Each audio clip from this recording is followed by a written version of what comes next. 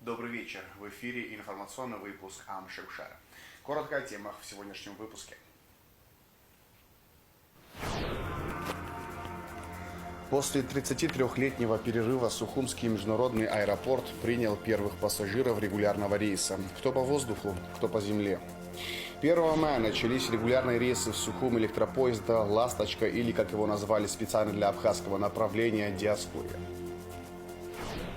Гудаутской ЦРБ передали передвижной флюорографический кабинет.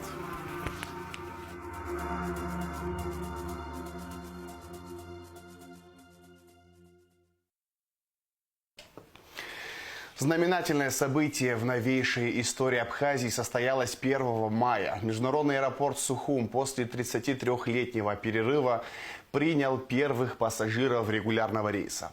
В торжественной церемонии открытия аэропорта приняли участие президент Абхазии Бадра Гунба и первый заместитель руководителя администрации президента России Сергей Кириенко, а также вице-президент Беслан Бигвава, премьер-министр Владимир Делба, члены правительства, депутаты парламента, ветераны войны, семьи первого и второго президента в Абхазии Владислава Арзанба и Сергея Багапш. Авиакомпания ЮВТ Аэро доставила первых пассажиров из аэропорта Внуково. Порт в Сухумском аэропорту встретили водной аркой. В числе первых пассажиров народный артист России и Абхазии, российский актер театра, кино и телевидения, ректор театрального института Евгений Князев, народная артистка Абхазии и заслуженная артистка России Алиса Гицба, журналисты и известные люди. Их встречали с абхазскими национальными сладостями и вином. Уже 6 мая стартуют рейсы авиакомпании «Икар» из Нижнего Новгорода. А с 30 мая начнет полеты авиакомпания iFly. Кроме того, ведутся переговоры о запуске рейсов из Уфы и Казани. Действительно, сегодня историческое событие, открытие аэропорта после реконструкции спустя 32 года. Аэропорт города Сухум имени Владислава Арзанба принял первый регулярный рейс. Я в первую очередь хочу поблагодарить всех, кто сопричастен к этому событию. В первую очередь, безусловно, без политического решения этого события быть не могло. Благодарность президенту Российской Федерации Владимиру Владимировичу Путину, который дал одобрение этому проекту. И спустя 32 года граждане нашей страны, гости нашей республики имеют возможность приземлиться в аэропорту. Все мы давно надеялись, что это когда-то произойдет. Правда, пришлось ждать долго, но уж лучше дождаться.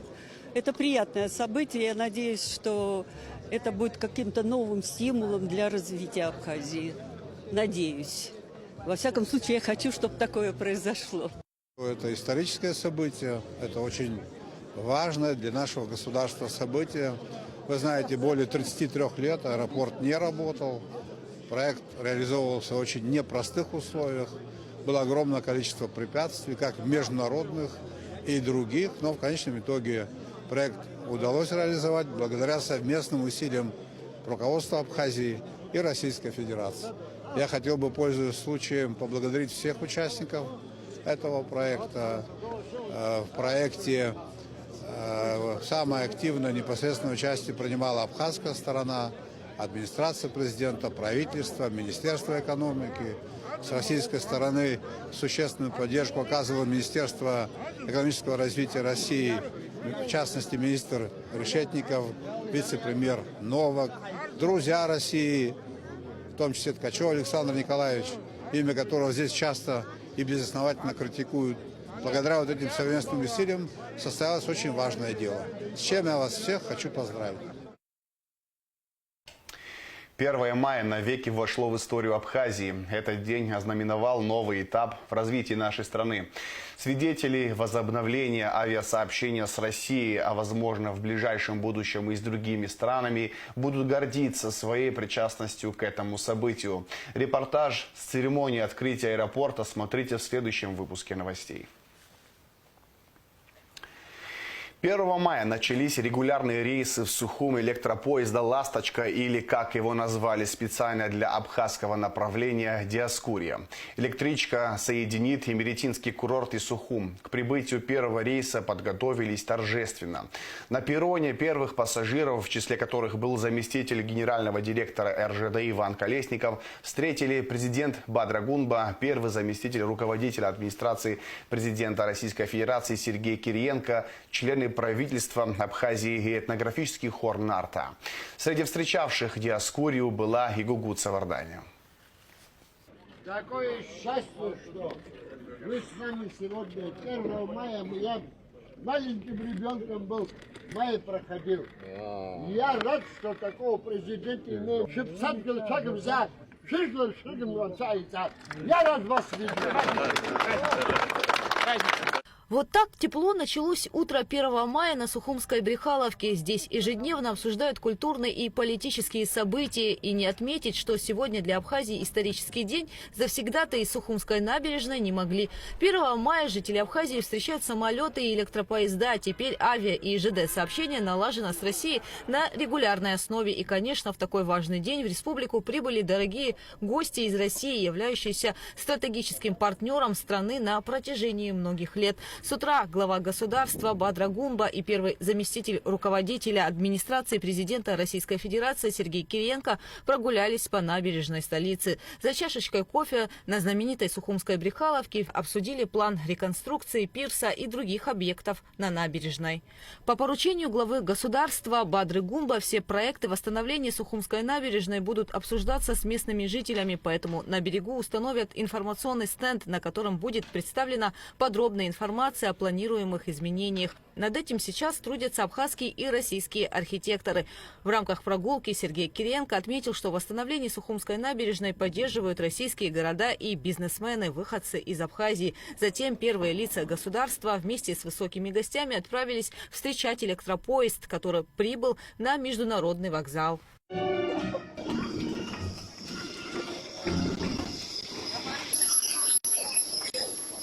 Электропоезд «Диаскурия» прибыл в Сухум. Теперь он будет курсировать на регулярной основе между Емеретинским курортом и столицей Республики Абхазия. Время в пути составит 3,5 часа.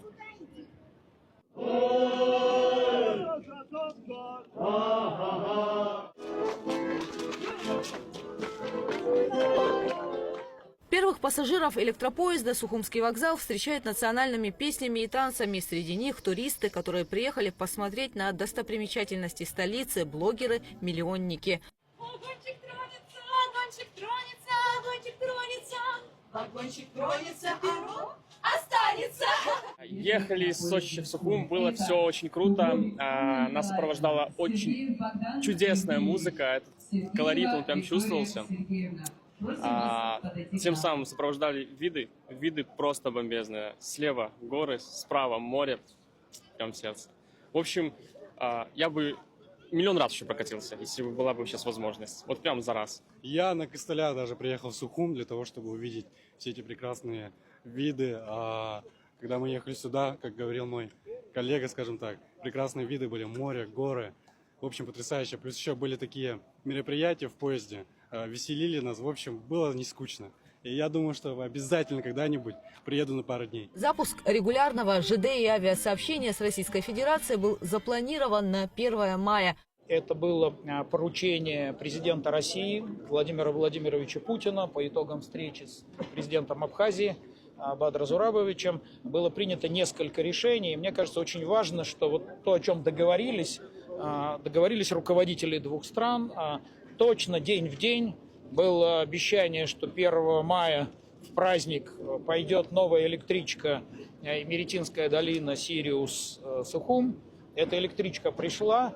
Ну и, знаете, хочу сказать огромные слова благодарности руководству российских железных дорог. Они получили поручение президента России, ну и выполнили его не просто в срок и добросовестно, а, что называется, превосходя ожидания, потому что такой красивой электрички в России больше нет. Будет удобно для туристов в сочетании с открытием аэропорта. Это еще одно поручение президента России Владимира Владимировича Путина, которое тоже день в день, вот как обещал, как поручение президент давал, 1 мая у нас открывается и аэропорт.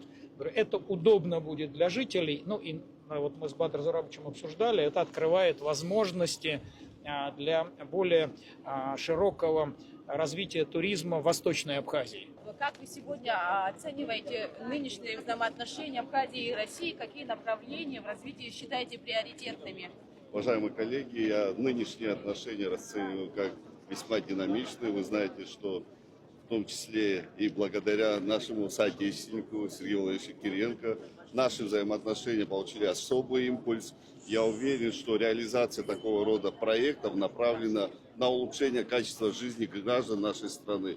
И в этой связи все, что делается во взаимодействии с нашими российскими коллегами, направлено на улучшение взаимодействия, в том числе и в таких стратегических направлениях, как инфраструктурное развитие, значит, социальное обеспечение граждан нашей страны. Это целый комплекс, ряд вопросов, которые придают особый импульс нашим взаимоотношениям. Запуск Диаскурии имеет огромное значение для стимулирования туристического потока в Абхазию, обеспечивая удобный, быстрый и доступный способ путешествия для российских и зарубежных гостей. В то же время это значительно улучшит мобильность для граждан Абхазии, предоставляя комфортное транспортное сообщение с Россией. Если есть на направлении, на перегонах поезда, подающие гудки и сигналы, а рядом люди, которые приветствуют это поезда, мы понимаем, что магистраль живет. Мы понимаем, что магистраль нужна. И будет нужна дальше больше и больше, от года к году. До запуска электропоезда проводились тестовые рейсы, решались важные вопросы транспортной логистики, отмечает главный инженер Абхазской железной дороги Леонид Куруа. В первую очередь мы обращали внимание на проведение порядка инфраструктуры. Второе, на что обращали внимание, это обеспечение безопасности при движении электропоезда. А третье, пытались и достигли минимально необходимых комфортных условий для пассажиров, которые ожидают поезд или при их посадке-высадке. Поезд оборудован системами климат-контроля и видеонаблюдения. В вагонах есть USB-разъемы для зарядки мобильных устройств, а также подъемники и крепления для инвалидных колясок и велосипедов. График движения 2 рейса ежедневно. Маршрут включает остановки на станциях Абаата, Гагрывш, Гагра, Бзыпта, Гудаута, Псырцка и Новый Афон. Стоимость билетов от 360 рублей и выше. Расписание. Рано утром отсюда, значит, электропоезд будет уходить, будет прибывать в 14:10, в 16:25 будет уходить из Сухума, значит, и 23 с лишним ночное время прибывает, ночует здесь, и утром, как я уже сказал, рано утром 5:40, если я не ошибаюсь, рано утром уходит опять, то есть 2 сюда, 2 обратно ежедневно. Кроме того, в путешествие на туристическом поезде можно взять с собой в поездку домашнего питомца и приобрести билет в вагон с местами для проезда домашних животных. Это очень удобно, это комфортно, это доступно и шикарно. Вообще мы очень довольны. И вы знаете, это ощущение праздника. Я тоже очень рад, честно говоря, потому что, вы знаете, да, у нас маршрутки, водители такие немножко очень быстро ездят, вот, и поэтому здесь, мне кажется, будет гораздо спокойнее ехать и комфортно, хоть и дольше немножко, но зато спокойно. Я как бы за спокойствие, так сказать, за безопасность, поэтому. Электропоезд Диаскурия назван с учетом уважения к культуре и истории Абхазии. Название выбрано в честь Диаскурии, древнегреческого города, построенного в VI веке до нашей эры на Черноморском побережье на месте нынешнего Сухума.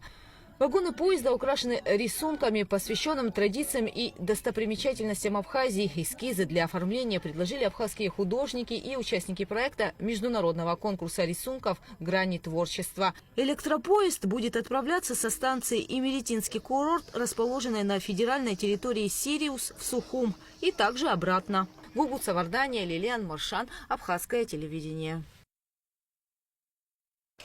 Заместитель генерального директора РЖД Иван Колесников, прибывший в Сухум вместе с первыми пассажирами электропоезда «Диаскурия», вручил генеральному директору Абхазской железной дороги Арсоу Читанава памятную медаль в честь 20-летия РЖД.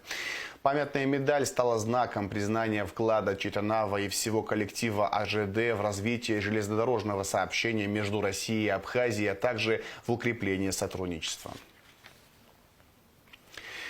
Гудаутской ЦРБ передали передвижной флюорографический кабинет. Еще 2 рентгеновских стационарных аппарата передадут в Ткварчалы и Гагру. Бадрагунба и Сергей Кириенко посетили республиканскую больницу и осмотрели строительство ангиографического корпуса и новой детской больницы, оценив темпы работ и обсудив дальнейшее развитие медицинской инфраструктуры. В Абхазию также прибыл министр здравоохранения России Михаил Мурашко. По дороге в Сухум он ознакомился с работой Гагрской ЦРБ, а уже в столице состоялось рабочее совещание, на котором были обсуждены проекты, реализуемые при поддержке Российской Федерации, а также итоги диспансеризации школьников. Российские медики уже осмотрели 21 743 ребенка. У 11 тысяч детей заболевания выявлены впервые. Все подробности в материале Шазина Ханагу. Утром в республиканскую больницу прибыл министр здравоохранения России Михаил Мурашко. Он встретился с российскими врачами, которые проводят детскую диспансеризацию в республике.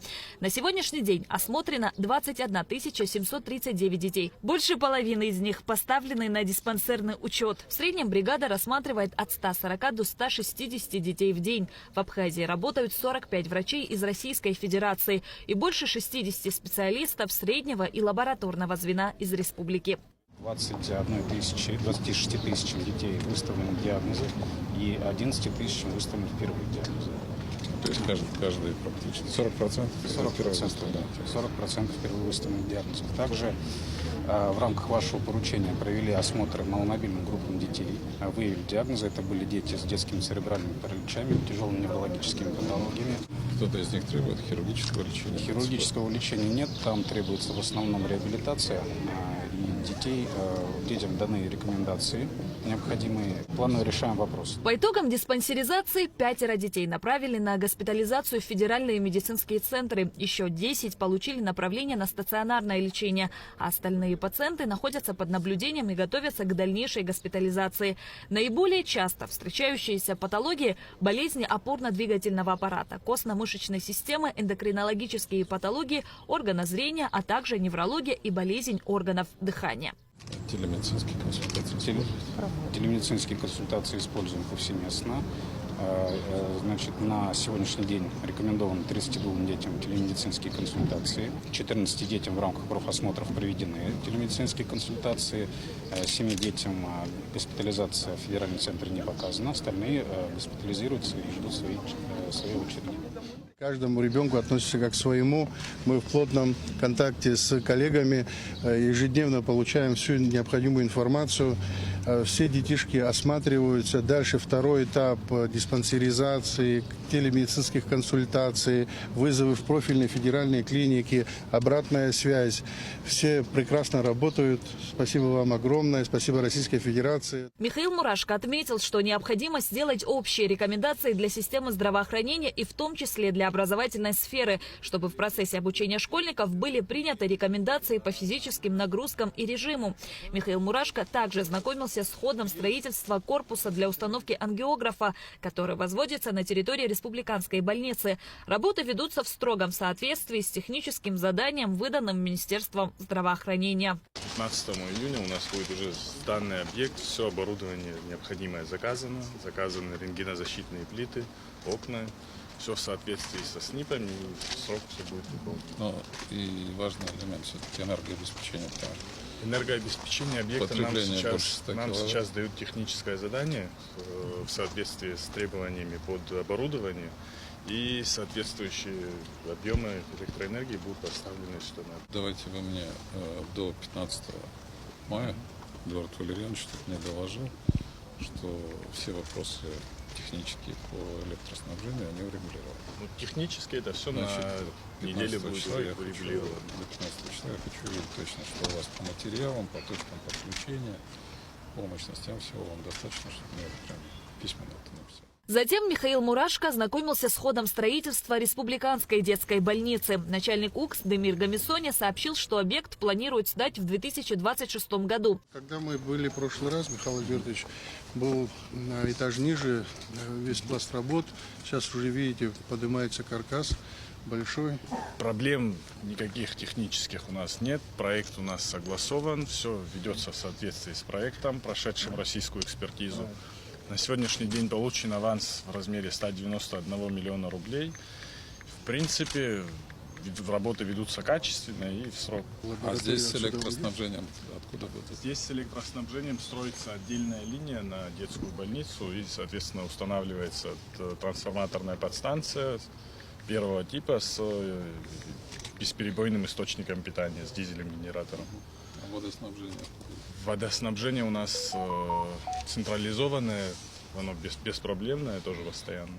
Проекты по линии здравоохранения реализуются в Абхазии по поручению президента Владимира Путина и Бадры Гунба. Самый большой такой значимый проект – это, конечно же, здоровье детей и подростков, строительство детской больницы в городе Сухум и большая работа по осмотру детей нашими специалистами из ведущих центров страны под руководством научного центра детей и подростков. Это диспансеризация деток в организованных коллективах и в том числе детей, которые находятся по состоянию здоровья на дому. Эффект от этой диспансеризации колоссальный.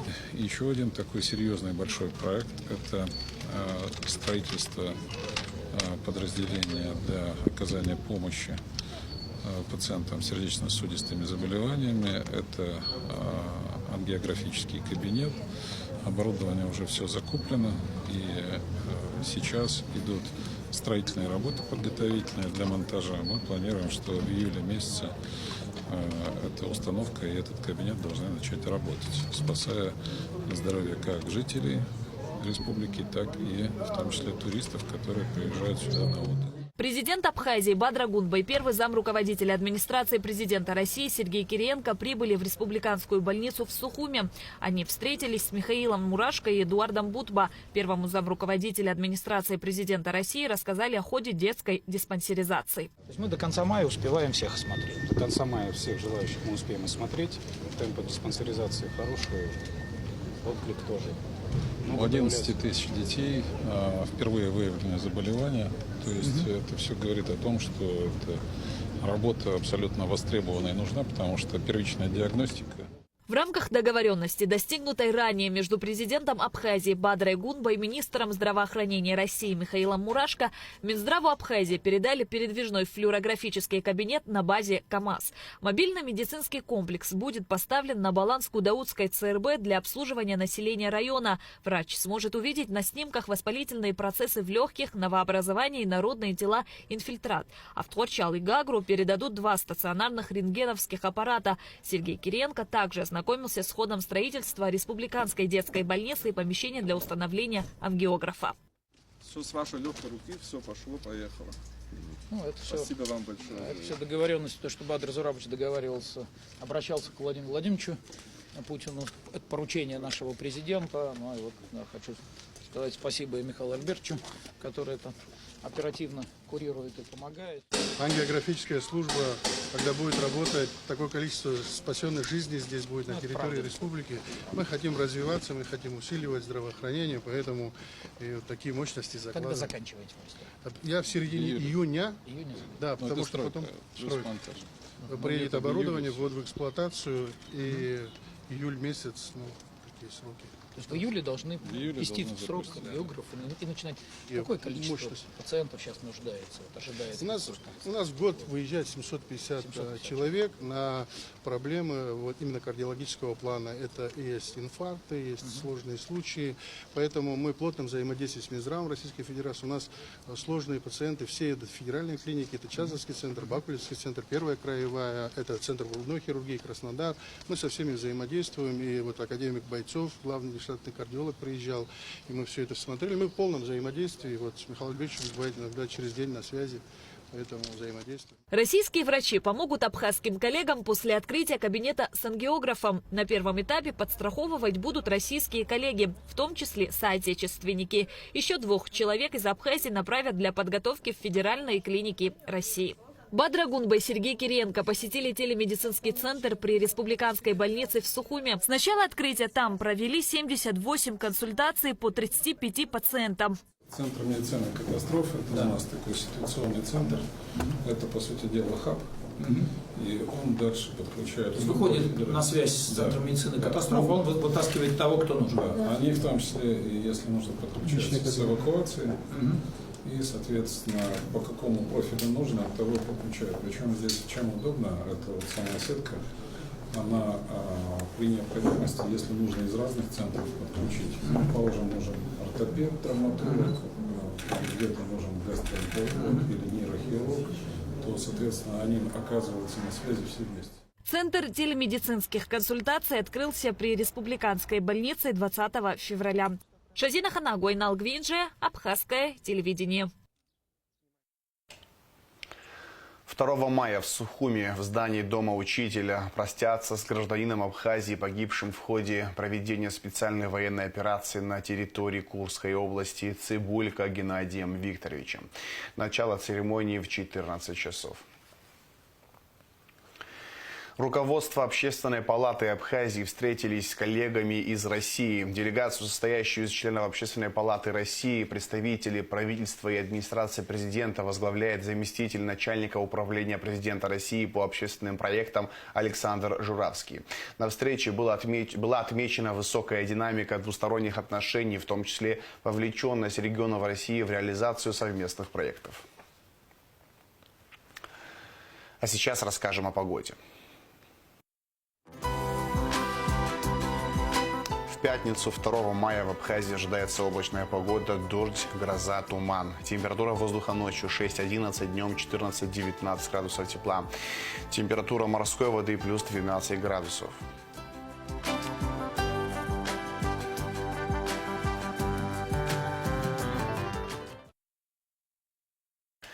На этом информационный выпуск Амшевшара подошел к концу. Всего хорошего. До свидания.